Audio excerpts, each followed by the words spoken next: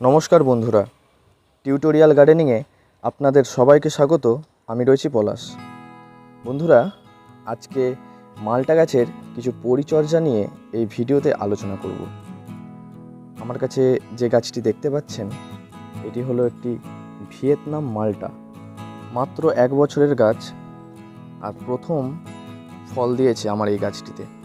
মাত্র 5টি ফল দিয়েছে। আপনারা দেখতে পাচ্ছেন মালটা লেবুর সাইজগুলো খুবই বড়, আমার হাতের মধ্যে যেটা আসছে না। ভিয়েতনাম মালটা আপনারা অনেকেই জানেন, অন্যান্য মালটা বা মোসাম্বির থেকে এ সম্পূর্ণ আলাদা। ছোটোখাটো একটা বাতাবির মতো হয় দেখতে। দূর থেকে আপনারা যদি নতুন কেউ দেখে থাকেন তাহলে মনে হবে এটি একটা বাতাবি লেবুর গাছ, কিন্তু না বন্ধুরা, এটি মালটা মোসাম্বি লেবুর গাছ। এটি একটি খুবই সুমিষ্ট একটি জাত, আর এর গন্ধ খুবই সুন্দর। খুব সুন্দর একটি সেন্ট আছে এই মালটা লেবুর, আর এর রস প্রচুর। এখন বর্ষাকাল চলছে, তো এখন বর্ষাকাল যেহেতু চলছে, আমাদের মালটা গাছগুলিতে একটু পরিচর্যা করতে হবে, যার ফলে এই লেবুগুলি তুলে নেওয়ার পর গাছে আবার পুনরায় যাতে ফুল এবং ফল সেট হয়, তার জন্য আমাদের এই বর্ষা মরশুমে একটু পরিচর্যা করতেই হবে। দীর্ঘ গরম কাটিয়ে যখন বর্ষা আসে, আমাদের গাছগুলি সবুজ ডালপালা ছড়িয়ে বাড়তে শুরু করে। আর যখনই নতুন নতুন ডালপালা ছাড়িয়ে নতুন নতুন পাতা গজিয়ে যখন বাড়তে শুরু করে, তখনই নানান রকম রোগ পোকার আক্রমণ দেখা দেয়। আমি আমার মালটা গাছগুলিতে নিয়মিত পরিচর্যা করছি, যার ফলে মাত্র 1 বছরেই এই গাছটির খুব সুন্দর ফলন হয়েছে এবং উচ্চতাতেও খুব সুন্দর একটা ফলাফল দিয়েছে। মাত্র 1 বছরেই 3 থেকে 3.5 ফুট ছাড়িয়েছে আমার এই মালটা গাছটি। মাত্র 12 ইঞ্চি একটি টব, মাত্র 12 ইঞ্চি টবের মধ্যে দেখুন কত সুন্দর আমার মালটা ফলন হয়েছে।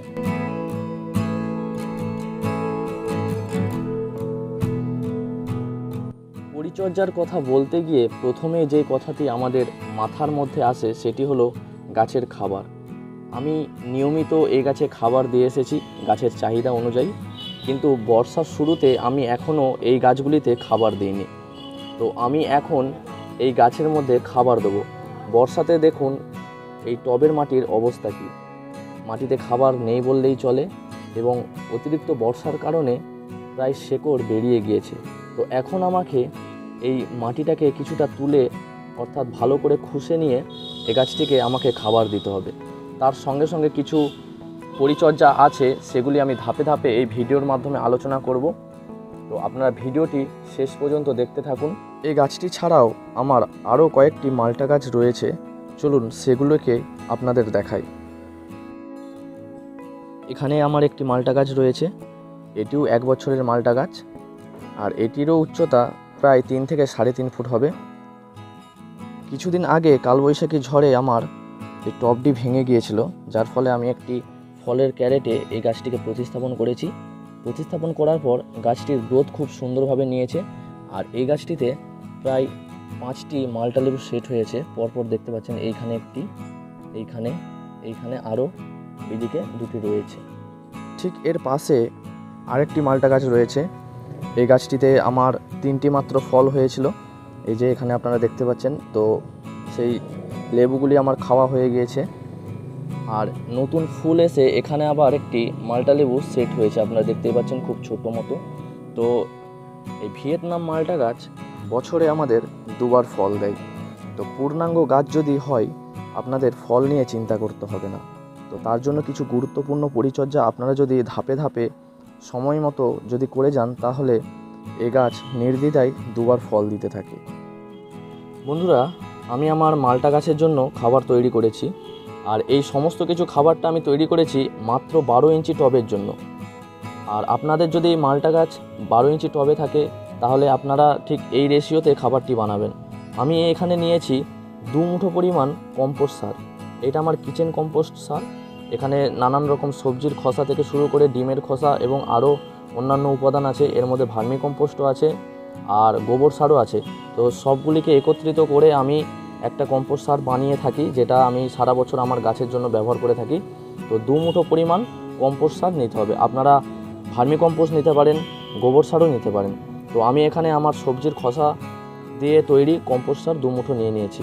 তার সাথে নিয়েছি 1 মুঠো পরিমাণ হাড় গুঁড়ো, 1 মুঠো পরিমাণ শিংকুচি, 1 মুঠো পরিমাণ সরিষার খোলের গুঁড়ো। তার সাথে নিয়েছি 1 চামচ লাল পটাশ আর 1 চামচ চুন। এই সময় বর্ষাতে পটাশ এবং চুনের চাহিদা অপরিসীম। চুন আপনাদের লেবু গাছগুলিকে যদি 1 চামচ করে প্রতি মাসে দিতে পারেন, তাহলে আপনাদের লেবু গাছ নিয়ে আর কোনো টেনশানই থাকবেন না। তো এগুলি আমি সব কিছু একত্রিত করে মিশিয়ে নেব। তো বন্ধুরা, এই খাবারটি দেওয়ার আগে আপনারা টবের মাটিকে ভালো করে একটু খুশিয়ে নেবেন।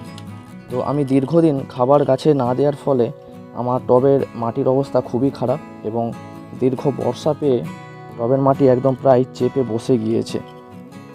এই খাবার দেওয়ার আগে আপনারা অন্তত একদিন জল না দিয়ে রাখবেন, অর্থাৎ বর্ষা থেকে বাঁচিয়ে রাখবেন, তাহলে এই মাটিটা খুঁজতে সুবিধা হবে। এর সাথে সাথে গাছের কিছু পুরনো শিকড় কেটে যাবে। কেটে গেলে এই খাবারটি দেওয়ার পর নতুন নতুন শিকড় ছাড়বে, আর সেই নতুন নতুন ফিডার রুটগুলি এই খাবারটি তাড়াতাড়ি গ্রহণ করতে পারবে। তো সেই জন্য আপনারা মাটিটাকে অবশ্যই একটু ভালো করে খুশিয়ে নেবেন। তো বন্ধুরা, টবের মাটি আমার ভালোভাবে খোসানো হয়ে গিয়েছে, আর আমি একদম 4 সাইড থেকে মাটিগুলোকে তুলে একটা জায়গায় জড়ো করে দিয়েছি।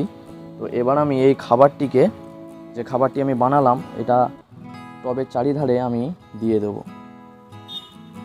দিয়ে এই যে ওপরের মাটিটা, এইটা আমি ঢাকা দিয়ে দেবো খাবারটিকে। আপনারা চাইলে এই সময় আপনাদের টবগুলিকে পরিবর্তনও করতে পারেন, অর্থাৎ যদি ছোট টব হয়ে যায়, গাছ যদি একটা টবের মধ্যে দীর্ঘদিন থেকে যায়, এই সময় আপনারা রিপোর্টও করে নিতে পারেন। কেননা এই সময় এই আমাদের মালটা গাছের একদম উপযুক্ত সময় রিপোর্ট করার। এই সময় যদি আপনারা খাবার দিয়ে ভালো করে রিপোর্ট করে দেন, তাহলে এই বর্ষা শেষে যে শীত আসবে, আপনাদের মালটা গাছগুলিতে ফুল চলে আসবে। এবার আমি এটার মধ্যে ভালো করে জল দিয়ে এই খাবারটিকে সম্পূর্ণ ভিজিয়ে দেব। তো খাবার দেওয়ার পর অবশ্যই আপনারা জল দিতে ভুল করবেন না। খাবার যখনই আপনারা টবের মধ্যে দেবেন, তখনই আপনারা অবশ্যই জল দেবেন। খাবার দেওয়ার পাশাপাশি আমাদের মালটা গাছগুলির এই সময় কিছু গুরুত্বপূর্ণ পরিচর্যা করতে হবে। আপনারা সবাই জানেন এই সময় বর্ষাকালে মালটা গাছগুলির নতুন নতুন পাতা ছাড়তে থাকে, নতুন নতুন ডাল গজাতে থাকে। তো যখনই এই নতুন নতুন পাতা গজাবে, তখনই আমাদের কিছু কীটনাশক প্রয়োগ করতে হবে। কেননা এই সময় আমাদের যখনই নতুন নতুন পাতা ছাড়ে, তখনই আমাদের কিছু রোগ পোকার আক্রমণ ঘটে, যেমন ক্যাঙ্কার, অ্যানথ্রাক্স, লিপ মাইনার এবং কিছু পাতা খেকো পোকা এসে আমাদের নতুন নতুন পাতাগুলিকে খেয়ে নেয়, যার ফলে গাছের গ্রোথ কমে যায় এবং আগামী দিনে ফুল আসতে ব্যাঘাত ঘটে। তো সেই জন্য আপনাদের মালটা গাছগুলিতে এই সময় কীটনাশক এবং কিছু ফাঙ্গিসাইড আপনাদের স্প্রে করতে হবে। বর্ষার জলে আমরা সবাই জানি ফাঙ্গাসেরও আক্রমণ ঘটে, তাই নিয়মিত ফাঙ্গিসাইড এবং কীটনাশক আপনাদের স্প্রে করতে হবে। তার পাশাপাশি আপনারা মিরাকুলানও স্প্রে করতে পারেন, কেননা মিরাকুলান আমাদের গাছের একটা রেগুলেটর হরমোন, যেটা গাছকে গ্রোথে সাহায্য করে। তো বন্ধুরা, মোটামুটি এই ছিল আজকের ভিডিওটি ভালো লাগলে অবশ্যই লাইক শেয়ার করবেন, আর চ্যানেলটিকে সাবস্ক্রাইব করে চ্যানেলটিকে এগিয়ে যেতে সাহায্য করবেন।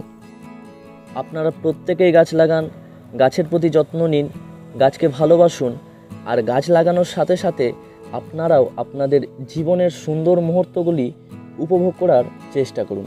আপনারা প্রত্যেকেই ভালো থাকুন, সুস্থ থাকুন। দেখা হবে আবার একটি নতুন কোনো ভিডিওতে। এখনকার মতো বিদায় নিচ্ছি। ধন্যবাদ।